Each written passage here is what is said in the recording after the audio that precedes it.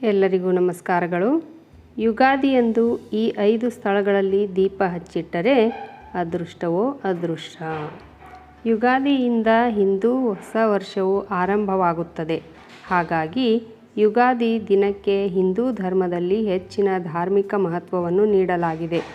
ಯುಗಾದಿ ದಿನದಂದು ಮುಂಜಾನೆ ಬೇಗ ಎದ್ದು ಶುದ್ಧರಾಗಿ ಹೊಸ ಬಟ್ಟೆಯನ್ನು ಧರಿಸಿ ಬೇವು ಬೆಲ್ಲ ತಿನ್ನುವ ಮೂಲಕ ಯುಗಾದಿ ಹಬ್ಬವನ್ನು ಆಚರಿಸಲಾಗುತ್ತದೆ.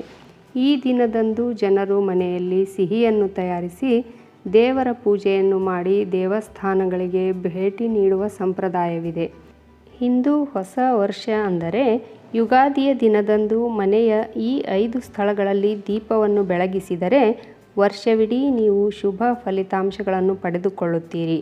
ಆ 5 ಸ್ಥಳಗಳು ಯಾವುವು ಎಂಬುದನ್ನು ಇಲ್ಲಿ ತಿಳಿದುಕೊಳ್ಳೋಣ. ಮನೆಯ ಮುಖ್ಯ ದ್ವಾರದ ಬಳಿ.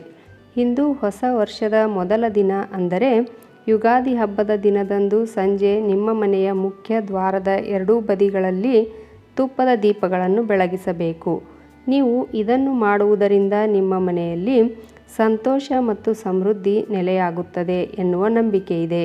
ಇದರೊಂದಿಗೆ ನೀವು ವರ್ಷವಿಡೀ ಶುಭ ಫಲಿತಾಂಶಗಳನ್ನು ಪಡೆದುಕೊಳ್ಳುತ್ತೀರಿ.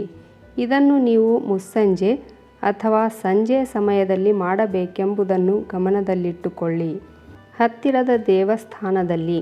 ಹಿಂದೂ ಹೊಸ ವರ್ಷದ ದಿನವಾದ ಯುಗಾದಿ ದಿನದಂದು ನೀವು ನಿಮ್ಮ ಮನೆಯ ದೇವರ ಕೋಣೆಯಲ್ಲಿ ಮಾತ್ರ ದೀಪವನ್ನು ಬೆಳಗಿಸುವುದು ಮಾತ್ರವಲ್ಲ, ನಿಮ್ಮ ಮನೆಯ ಹತ್ತಿರ ಯಾವುದೇ ದೇವಸ್ಥಾನವಿದ್ದರೂ ಅಲ್ಲಿ ದೀಪವನ್ನು ಬೆಳಗಿಸಬೇಕು.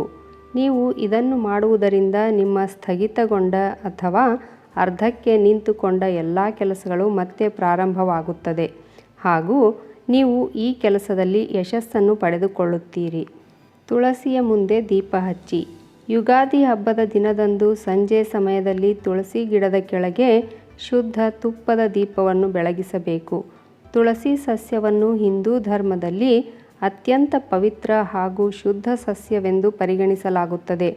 ಈ ಸಸ್ಯವನ್ನು ಪೂಜಿಸುವುದರಿಂದ ನೀವು ನಿಮ್ಮ ಮನೆಯಲ್ಲಿ ಯಾವುದೇ ಸಮಸ್ಯೆಗಳನ್ನು ಎದುರಿಸುವ ಅವಶ್ಯಕತೆ ಇರುವುದಿಲ್ಲ ಎಂಬುದು ನಂಬಿಕೆಯಾಗಿದೆ. ಬಾವಿ ಬಳಿ. ನೀವು ನಿಮ್ಮ ಮನೆಯ ಬಾವಿಯ ಮೇಲೆ ಅಥವಾ ಮೆಟ್ಟಿಲು ಬಾವಿಯ ಮೇಲೆ ಅಥವಾ ನಿಮ್ಮ ಮನೆಯ ಹತ್ತಿರವಿರುವ ಯಾವುದೇ ಬಾವಿಯ ಮೇಲೆ ಮರೆಯದೆ ದೀಪವನ್ನು ಬೆಳಗಿಸಬೇಕು. ಈ ಸ್ಥಳವನ್ನು ದೇವರುಗಳ ವಾಸಸ್ಥಾನ ಎನ್ನುವ ನಂಬಿಕೆಯಿದೆ. ಈ ಸ್ಥಳದಲ್ಲಿ ನೀವು ದೀಪವನ್ನು ಬೆಳಗಿಸುವುದರಿಂದ ನೀವು ಆರ್ಥಿಕ ಲಾಭವನ್ನು ಪಡೆದುಕೊಳ್ಳುತ್ತೀರಿ.